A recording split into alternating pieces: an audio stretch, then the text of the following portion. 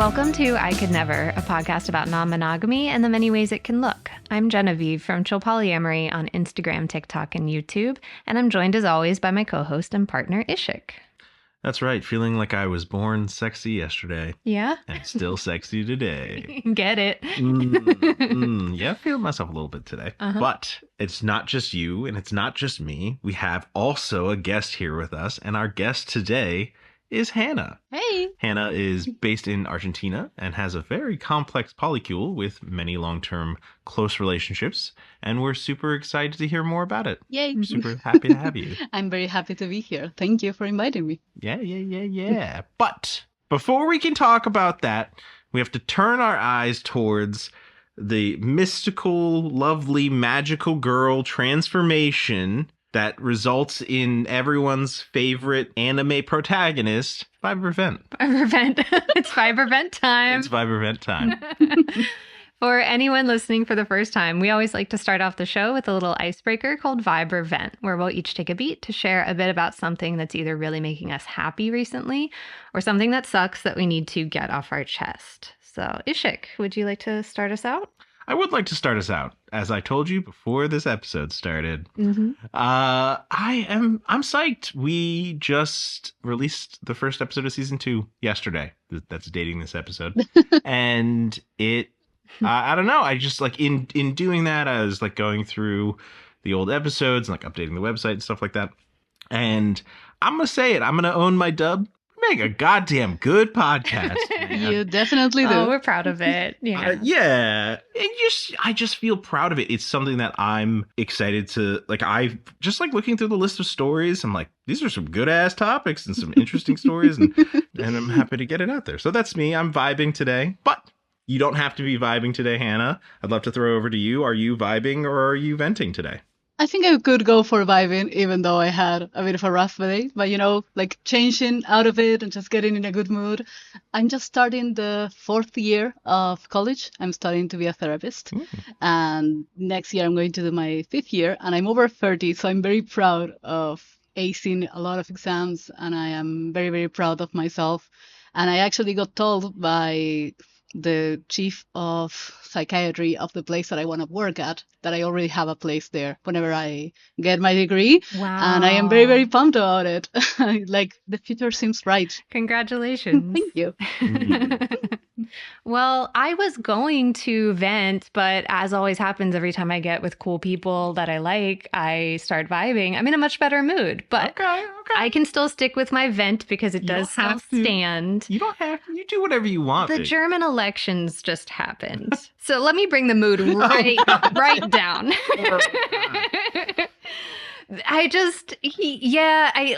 It tends to be a thing where every time I want to vent about something, it is about something really big, about the rise of fascism around the world. And this is something that I'm encouraging other people to do too whenever I talk to them, but I need to take my own advice, is pace myself with the intake of all of the news. It will find me, I don't need to stay glued to it. And I'm not really risking being uninformed. It's really more of like, do I want it to rule my day and keep me in a really low mood where I'm of no good to myself or other people, So I'm going to find my own system of batching my intake of it, I think, and just see what works. Because this is just, it's going to be a long process of us needing to keep our energy up. So yeah, I guess that's a vent / vibing on something. Vent. Is it vent? It's a vent. I mean, talking about fashion. So but I'm happy to be here. No. So I totally feel you. The same thing happened here. Our current president is defended Elon Musk gesture, very, very big air quotes, and yeah, and just everything. Like we were also pulled out of the World Health Organization. We also have, like, everything is just going backwards, and the whole world. Yeah. So, but we are here to celebrate you today, Hannah. Yay. So, A good thing. Yeah, this is all about you today. So we like to start by getting a sense of what our guests' current relationships, polycule, however you want to describe it, what the structure looks like at the moment. So can you tell us a bit about who's close to you in your life right now? Okay, this is very complicated. Take your time. So we have like we have basic structure and then we have like an extended polycule, so to speak. Our basic structure, we always said that it's a square. So in Spanish, if in case anyone who knows Spanish here, we say that it's a quadricula instead of a polycule, which would be policula. It's a quadricula. That's cute Yeah, and that's really fun. cute.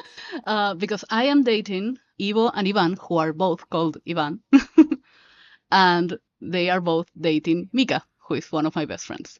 So we are 4 here. And 2 years ago, Ivo and Mika had a baby, who is my daughter-in-law. My daughter-in-law, no, that's not the word. My goddaughter, there you go. My goddaughter, Mhm. and also Ivan's goddaughter. So we are like kind of, in that sense, very tightly knit. I spend a lot of my week babysitting and spending time with them. So one of my boyfriends has a platonic partnership with Lucero, also one of my best friends. It's the one that I'm currently at their desk. They made me lunch and they made everything possible so that I could be in this podcast today. They're amazing. Thank you, Lucero. Thank you, Lucero. And Lou has 2 partners who are actually currently in the United States and 1 partner who lives with them here. Those partners have other partners, and I could keep going forever. We get out a chart. I'm very close friends with the US partners. We all role play together. It's a whole thing. And I was dating someone else last year, and so it's a very open thing. We like to call ourselves non-hierarchical. It's a goal, not a like we aim towards that, constantly checking our couple's privilege, even amongst the quad that we are, for things that are happening. But yeah, we are open to anything that might come along and happen. So you said you use non-hierarchical, and that's a goal. You also mentioned couples privilege. For anyone who's not really familiar with those terms, can you tell us a bit about what those mean to you? Of course, to me specifically, because it's not the same to everyone, saying non-hierarchical, it's basically that everyone has a seat at the table for any major decision that is made. It does not mean that everyone has the same priority over said decisions. For example, I have a daughter-in-law, goddaughter. I have a goddaughter. The parents of said goddaughter, of course, have priority over those kinds of decisions related to her that I do not. But I am very close to her. I am her godmother. So I have privileges that the guys in the US have basically nothing to do with. So that hierarchy tries to be realistic and basically to be very clear with everyone. Like, hey, these are our priorities. I spend most of my time with these people. You are also important to me, but there's this amount of energy that I am willing to put into this relationship. And this does not mean that you cannot ask for more and we cannot have those conversations. You're not out of the decision. It is just a matter of energy and time being a very limited resource. So that's what I mean by that. And couples privilege, what I mean is usually I call it like structural hierarchy. I don't know, for example, when we were planning to all go live together in the beginning, Ivo, who lives with Mika, didn't want to have a room of his own. Was like, it doesn't matter if I don't have a bed and I don't have a room. And I looked at him and I said, do you realize that this means that your room is with Mika and I do not have the opportunity of sleeping with you other than in your guys' room or mine? It's like, you cannot invite me to your room. Like, this would create this structural hierarchy of you have your room, by default you sleep with her. And he like opened his eyes and was like, oh, okay, no, that's not what I want. But yeah, those kind of things we kind of like have to catch ourselves because it does happen, even if you are very aware of it. It does happen. Yeah. And it shows the benefit of including people at a seat at the table, right? Because ultimately, if he didn't want his own room, he can choose that. Okay. But like, you get to weigh in on something he didn't consider before the decision is made. So I love that. That's a very practical example. Yeah. He then realized that he really, really wanted his own room, but that was a different conversation. But yeah, I got to weigh in. Yeah, and I appreciate that his response was so receptive. Yeah, I love when a partner says, oh, shit, thanks for telling me. Yeah, you know, it can be that simple. So Yeah, it sounds like it's that way for you too. It is. Yeah, and that's what I was hearing. And it's like, cool. That's like, it's not a matter of like being perfect. I think so often people are like, oh my God, how am I? There's so many rules. There's so many things to keep in mind. How am I going to be perfect? It's like, it's not about being perfect. It's just about wanting to not hurt your partners. Yeah. So I'm curious, do you have a typical week, like a typical routine? What does that look like for you? I do. It kind of changes semester to semester when I get my classes and I know what my actual timetable is going to be. But I have one day night with Ivo because we don't live together. We schedule, and it could not be every week a date night with Ivan, because we live together, so we spend more time together by default. So we see what time of it is intentional and how much time of it isn't, depending on the week and our desire. I usually babysit at least 2 times a week for about 4 to 6 hours, and I roleplay every week. Once a week, it's a very personal and like something that I would not give up on. And every other week, I have a kung fu class. Ooh, fun. Just a quick clarification for the listeners. When you say role play, do you mean like sexy role play or like gaming? role playing games? I don't schedule my sexy role play. That happens. No, I have a weekly TTRPG role playing night in which I get together with actually one of my partners, Lucero, that we were talking about, and their two partners from the United States. So, and another girl who's friends with them from the US. So it's kind of like very big thing. But yeah, I have 3 nights a week that are kind of like, okay, this happens this night, this happens this night. And then I have 4 freer nights that I usually divided amongst my partners, my friends, I need a night for myself, please, kind of moments. Yeah, you gotta have alone time. Yeah. You know, I appreciate that both in when you are discussing your typical week and like how you're setting up the free time that you have to split up between different partners, as well as when you were laying out sort of the structure of your polycule and your extended polycule, the the way that you were giving in your words equal weight to these different relationships, right? That it wasn't just like, oh, well, I'm in romantic relationship with Ivo and Ivan, and then everybody else is like secondary. It's really like it comes through as you're describing it, the equal importance that these other types of relationships have, both in how you kind of conceptualize this complex polycule, but also literally in the tangible time that you spend with these different relationships. I think that's really great, and I think that can probably help people who maybe are like, but how do you have not hierarchy? And it's like that. That's how. Yeah, my friends have like a say in the table as much as my partners do. One thing that I see sometimes in like people who try to be non-hierarchical is that they think that it means that you cannot make your own decisions and everyone has to be able to have their say, and like you have to have a vote for everything that you need to that you want to do. And it's like sometimes it's just like, this is important to me, I'm going to do it anyway, and I'm going to do this with these other people. But I truly do want to know how you feel, how I can help you with it. Like, is there anything that you need?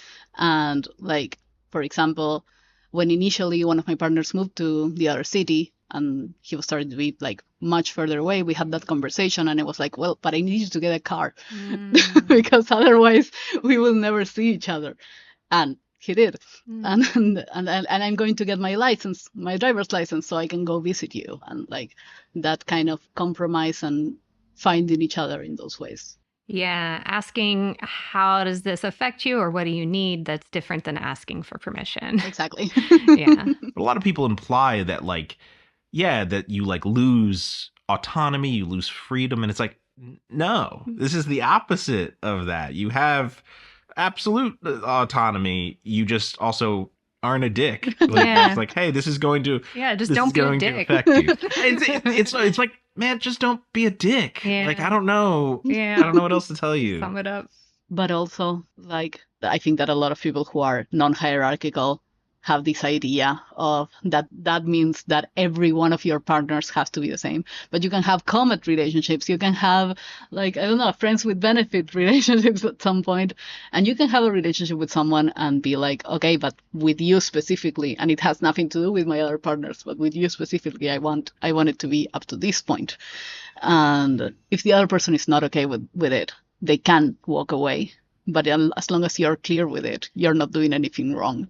Like by giving less less of your time, less of your energy to a specific relationship.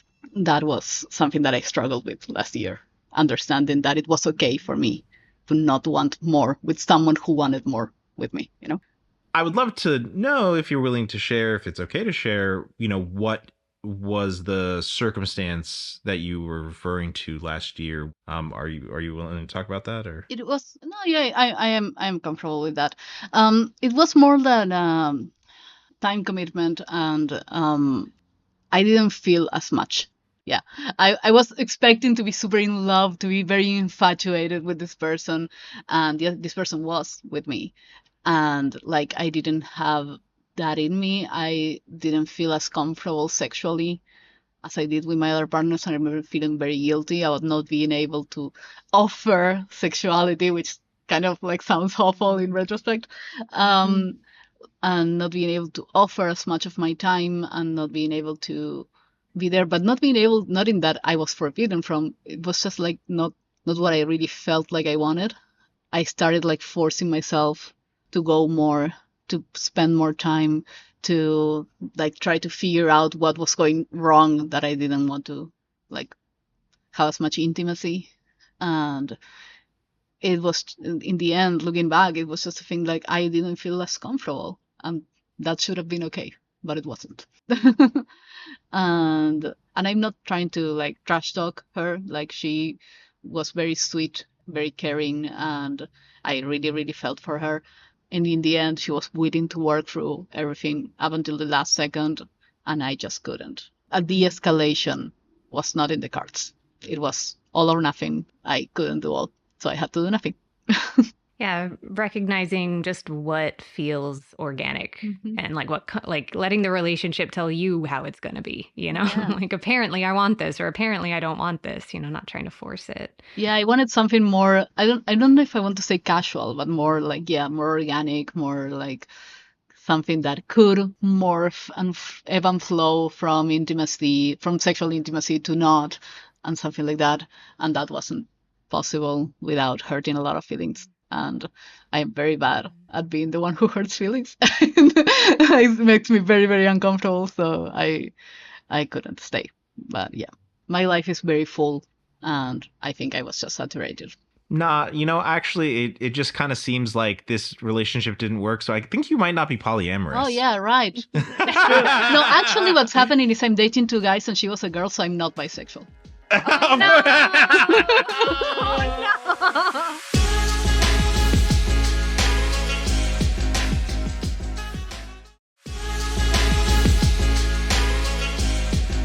Sometimes people see the finished happy picture and they're like, how? So do you have an example of like something that you worked through on your way to getting where you are? Initially, it was very hierarchical. It had a lot of rules, a lot of them, and they stopped making sense like 3 months in. We can call him Facu, so we know who we are talking about. Okay, we started being monogamous with Facu. Then we opened up the relationship, and he got very, very intense with a girl that he met on an 18 app. And he broke like 3 or 4 agreements, and I found out of all of them at the same time.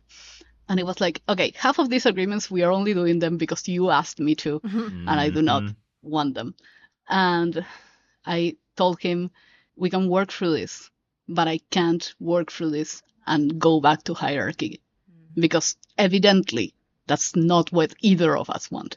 No, I want it because like, no, I don't want you to change your relationship with your other partner to fit into this mold just to feel safer, Let's rework it and try to figure out how we move out of this hierarchy.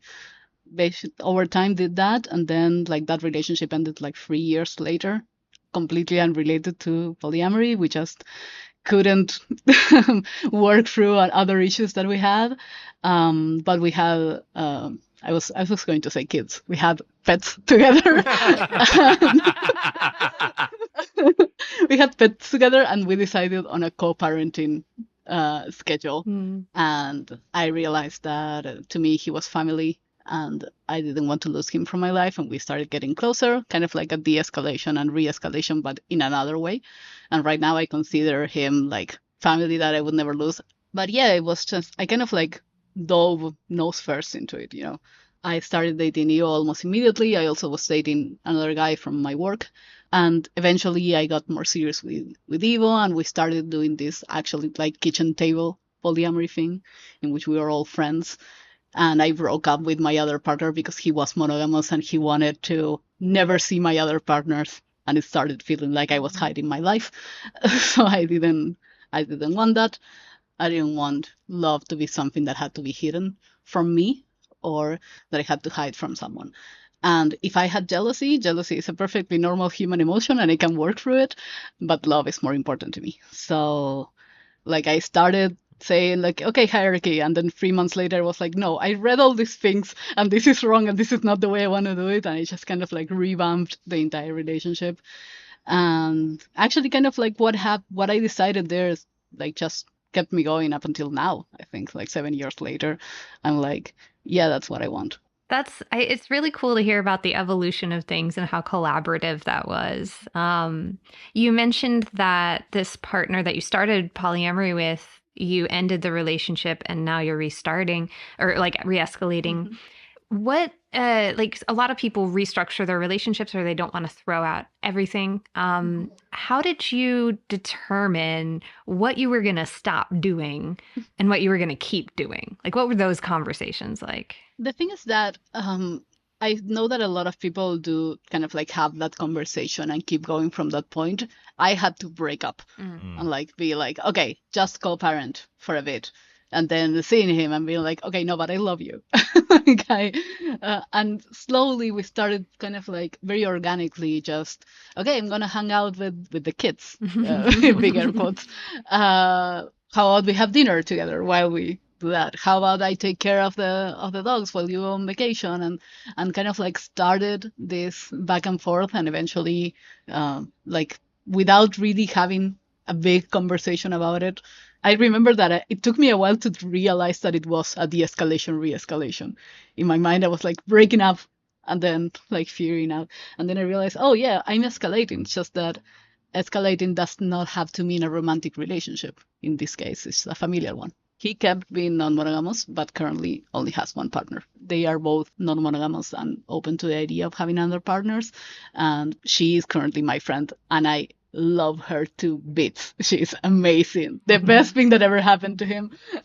I love that. I love being able to see, oh, great. Y'all fit. Y'all are perfect in that way. Yeah. And seeing it bring out the best of somebody that you care about. It's really nice. Yeah, absolutely. And like not being like, I never felt with her like jealousy or something like that. I remember when he started dating her, the moment that he decided that he wanted to live with her, I was like, can I meet her? Because she's going to be living with my pets and I don't want it to be awful.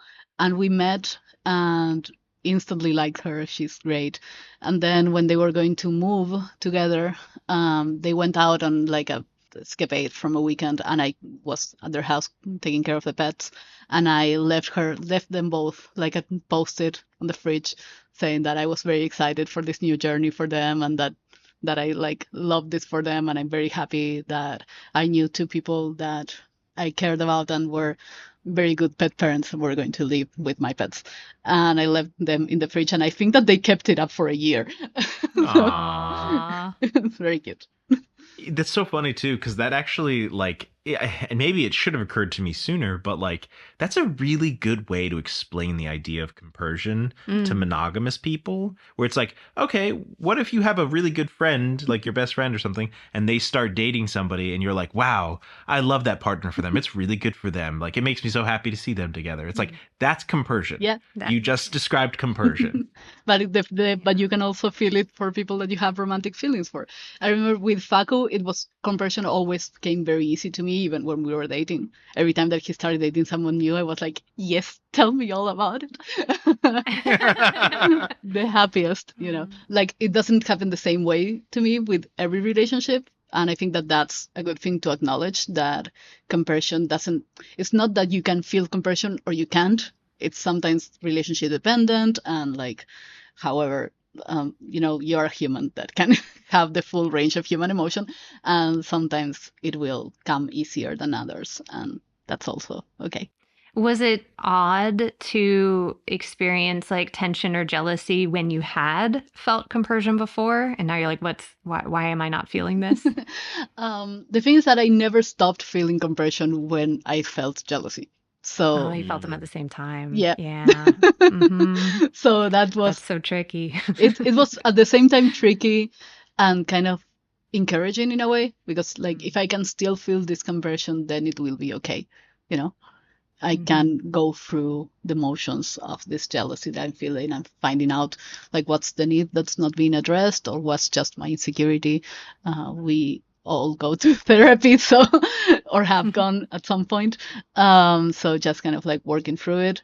But yeah, no, I don't think that compression is a prerequisite to being polyamorous, but it does make it a fuck ton easier. Yeah.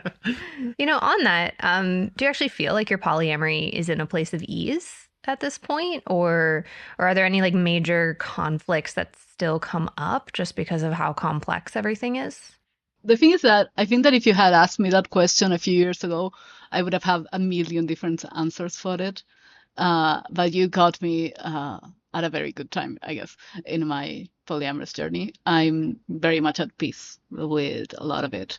I would actually love to ask, what was it like a couple of years ago that you feel like, what was the thing? Yeah. Probably a lot of couples privilege, like the before moving, like the before the kid came around, like how is that going to be? Like my relationship is about to change, and it wasn't my choice, and now I don't feel like I had a choice in this, and how do I accept this, or do I have to walk away?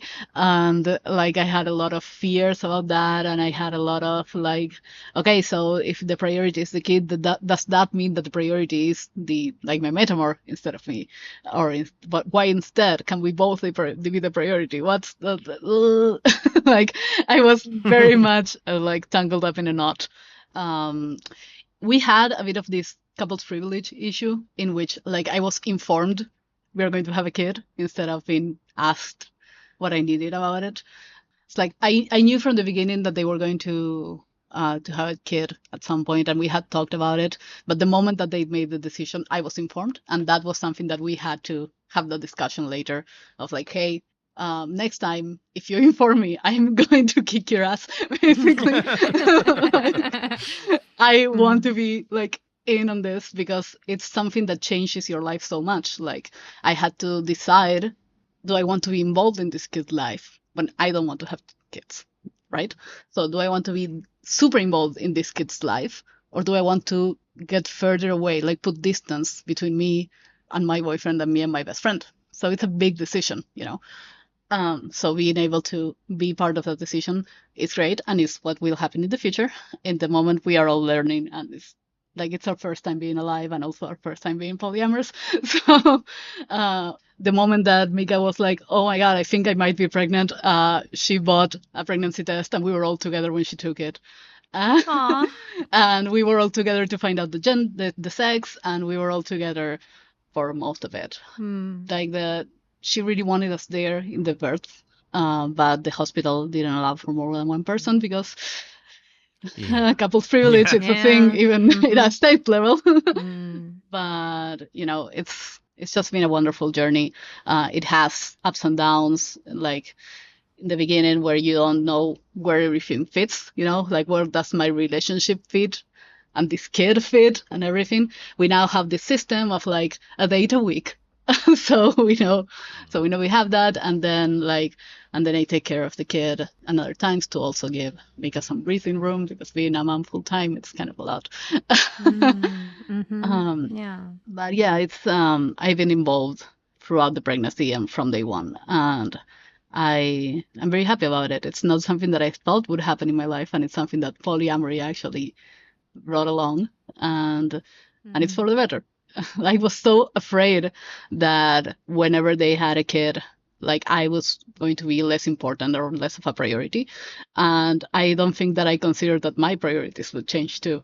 Mika sometimes calls me her co-mom, which is a term that I sometimes get uncomfortable with because I don't want to overstep, But she is the light in my eyes and my whole world, honestly.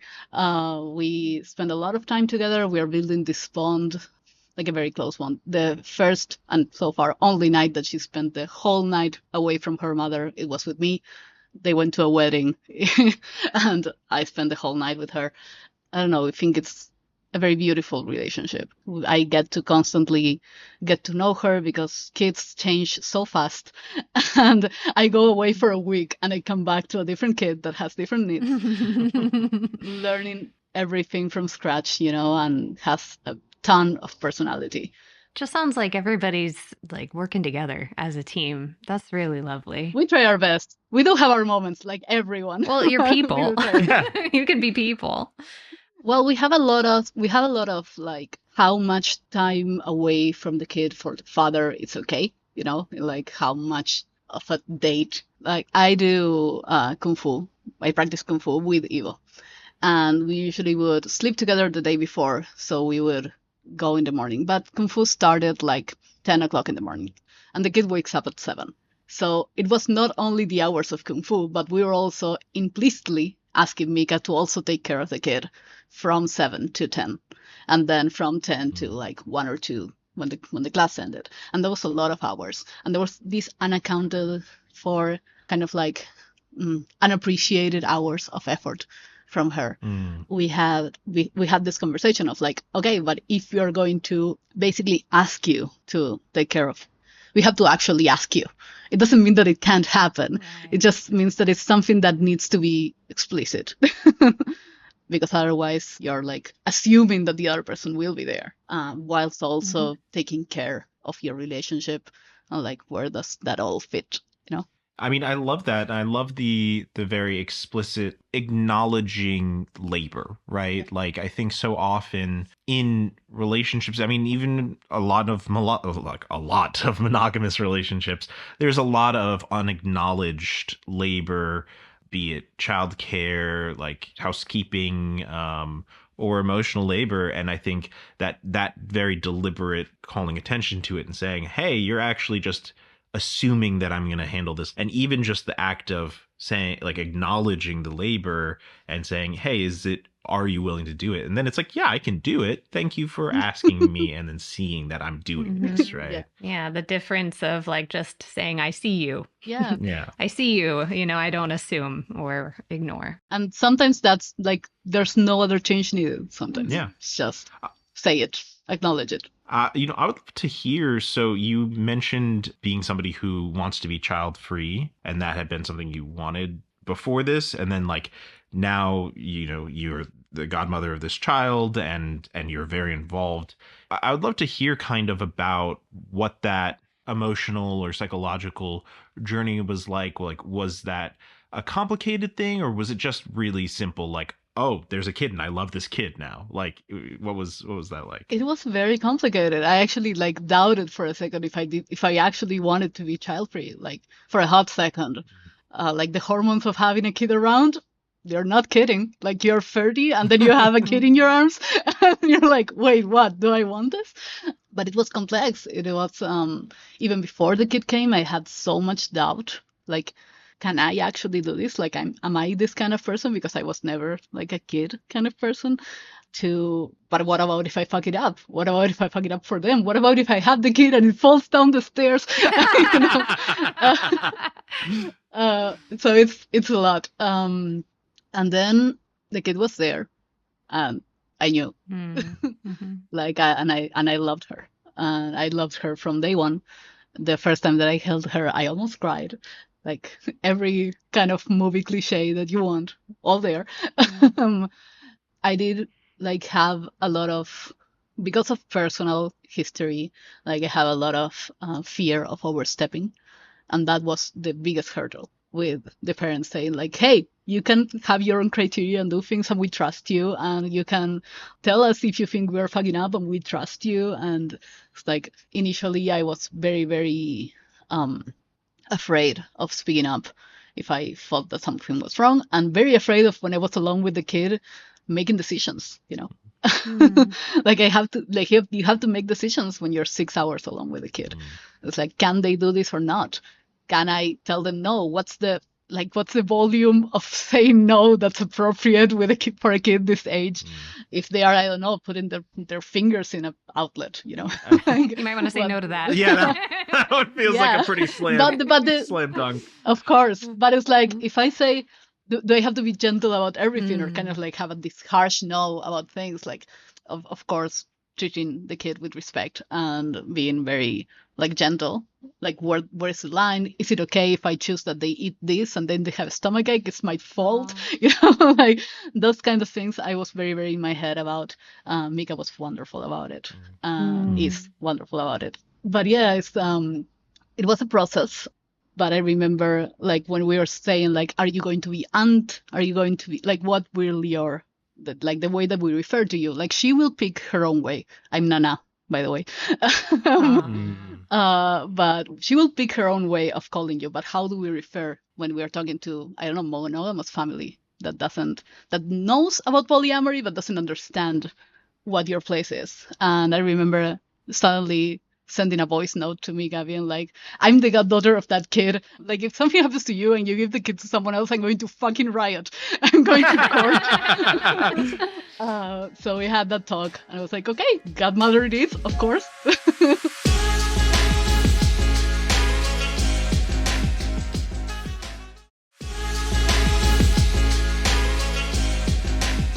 So at this point, you've been through just so much with your polycule. I'm wondering, do you guys discuss kind of big picture, sort of long-term plans? Do you have things in the works? We are actually planning of building a house together, all 5 of us. Wow.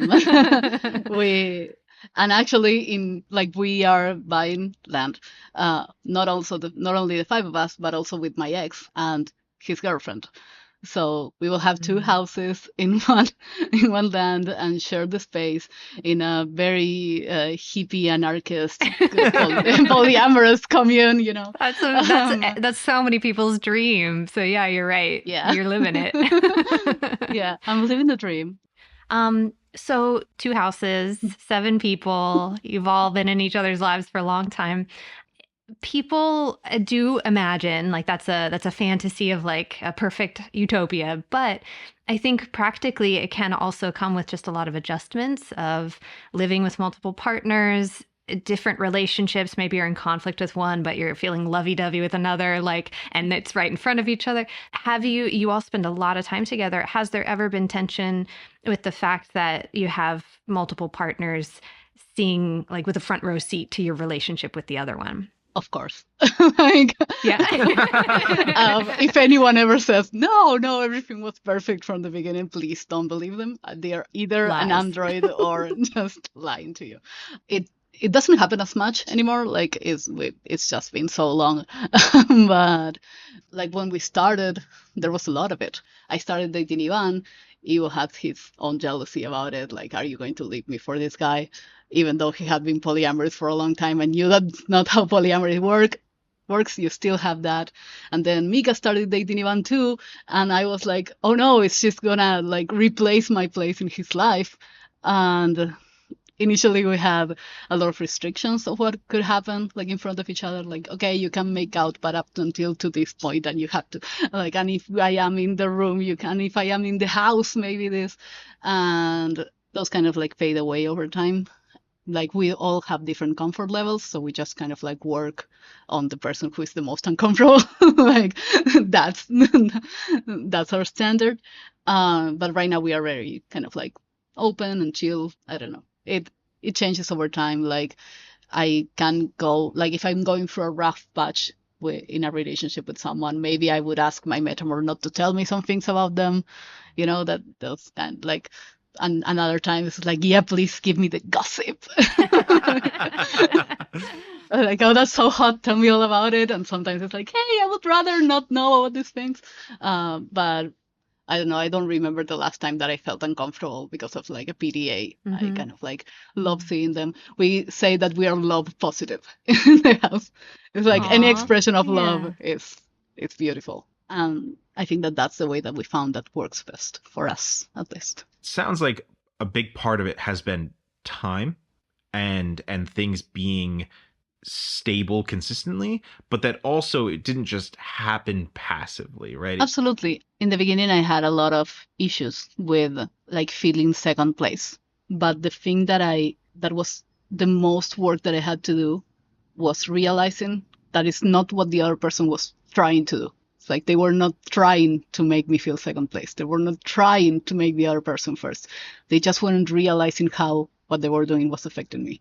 So I had to speak up of what was affecting me without antagonizing the other person. Because when you antagonize someone, they get defensive, and that's not a productive conversation. So for me, a lot of the work was learning to assume good intentions from everyone around me, as long as you're not in an abusive relationship, of course, to just assume good intentions from everyone around me. And what I needed was to be able to communicate my needs and call out behavior without accusing the other person of like intentionally fucking up, basically, or intentionally trying to hurt me. For people who are sort of unsure if there's good intent, is it the sign that they're listening, like that they do it different next time? Is that what sort of validates that for you? Yes, action speaks louder than words a lot of the time. If someone is just trying to calm you down, and then the next time it happens again and again and again, without saying that, like mistakes can happen more than one time, and like structural things can take a long time to deconstruct, and that's okay. But seeing the progress even in the small things, to me, it was like, okay, you have the intention for this. Or like repair attempts. We had to have a lot of conversations with my partners about what repair means to me. Because I am a person that if you do something that hurts me, I need that repair. And sometimes they would feel like, oh, that repair is having the conversation. I'm like, no, the conversation is necessary, but repair sometimes is bringing me chocolates. Yeah. and that's okay. And repair sometimes means plan a date. Yeah. Okay, well, with the time that we have left, I wanted to ask about the role playing, the non-sexy role playing. So, you were talking about, being in this role playing group with Lucero, your friend slash Metamor. Yeah, yes, in the platonic relationship with the platonic relationship, Metamor. Yeah, that. And yeah, just do you feel like engaging with this RPG group is similar to navigating a polycule, especially because the polycule is the D&D group or the RPG group? There are parallels. You can have jealousy between like not only the jealousy of like, oh, you're going to like this person, but the jealousy or like, oh no, you're role playing more with this person because you liked more how they role play. You decided to make these characters have a relationship without like that's kind of all around. But I think that the thing that stands out to me the most is the safety and consent part of it, like understanding like what the other person needs and at what time, and being aware of triggers and being aware of boundaries and limits. I think that, for example, every time that I DM a new campaign, I like go through a safety and consent checklist. I go through like, okay, what does red mean to you? Like, what does stop mean?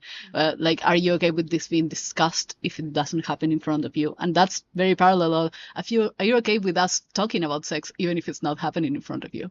Like, are you okay with seeing us make out? Or are you okay with us talking about making out? Are you okay? Like, what's your level of comfort with all of this? And I think that that's something that can be hard to navigate in both. But there's a lot of tools for both to be able to make it a bit easier. And that's the biggest for me. Have there ever been any issues that crept into the RPG group that came from existing kind of conflict within the larger polycule? Or has that always been? That has not happened yet, at least. We haven't been playing for that long, so just like it's been 8 months. Give us a bit more time. We'll find some conflict. Don't you worry. About. Oh, actually, wait. I'm lying. I'm just thinking about the current group. I'm sorry. I'm thinking about the current group. But initially, my DM was my ex, the one that, like, my ex-girlfriend from last year. Because of things that were happening outside and then happened in the TTRPG, and then in the TTRPG you realize, oh wait, this person is actually like this, and it goes out the defects of the person coming through with the characters. It's like my ex was really, really punitive with things, and then like every time that something happened in play that she didn't like it would, like every NPC, because she was the DM, every NPC would be really punitive about it, and it would be kind of like a hive mind of NPCs telling you that you are wrong. And I've constructed an entire universe of characters to tell you how bad you are. exactly. Thank you so much, Hannah, for everything that you shared today. Like, I just think it's just going to be so helpful. And there's like a lot of practical advice and examples. So thank you so much. Thank you. The complexity of it, but also you bringing it to very like tangible stories, and then being willing to share some really beautiful personal things. Thank you so much. Thank you. I hope I didn't talk everyone's ear off. But, yeah. What you had to say was great. It was great. Yay. Yeah. We need role models. That's the whole point of this. You know, we want more role models. So talk away, you know? It's so weird to come to a point in which you can be seen as a role model. Like, even 7 years in, you're like, but I'm a baby. Yeah. Well, I think we can be both. We can be learning and messy and still, you know, have a lot to give. I'm sorry. That's bullshit. You are not a baby Polly anymore. I hate to break it to you. Oh, yeah, no. Not at all, man. You But no. You have two partners, both share a partner with another partner. You're good. You're a godmother of the kid. You're not baby Polly. Yeah. Not even close, Steve. okay. Yeah. Okay, you're breaking my heart, but I can accept it.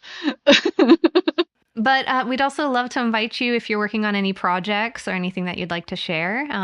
Is there anything that you'd want to promote? Yeah, I'm actually like just a guest in this, but I am very passionate about it.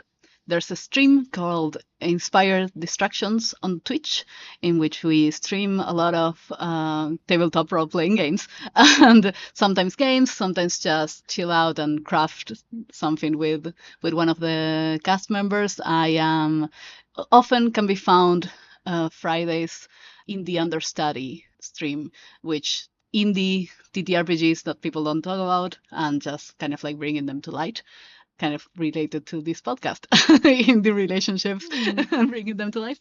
But yes, I love it. I think it's a great project. And if anyone wants to come, so it's twitch.tv/inspired distractions. I think that there was a Hunter campaign going on. There's a D&D campaign going on that was making characters by attrition, just pitting characters against each other and having them die until the champions arrive, and those are the characters. Yeah. Yeah. Bloodbath. Yes. Bloodbath. Oh, he's going to watch. Yeah. You've got a new watcher. Yeah. Awesome. Please, everyone, go check that out. Go check out Inspired Distractions on Twitch, or specifically find Hannah on Indie Understudy. And also, if you're looking for more polyamory content, Genevieve, as always, is on TikTok and Instagram at Chill Polyamory. Also on YouTube, where she discusses non-monogamy in film and TV. You can support those projects and this podcast directly on Patreon, where you'll get early access to videos, private stories, live Q&As, and an option for one-on-one peer support. So that's patreon.com/chillpolyamory. And this has been I Could Never. For everyone listening, remember that just because you've never done something before doesn't mean that you can't do it. Bye. Bye. Bye.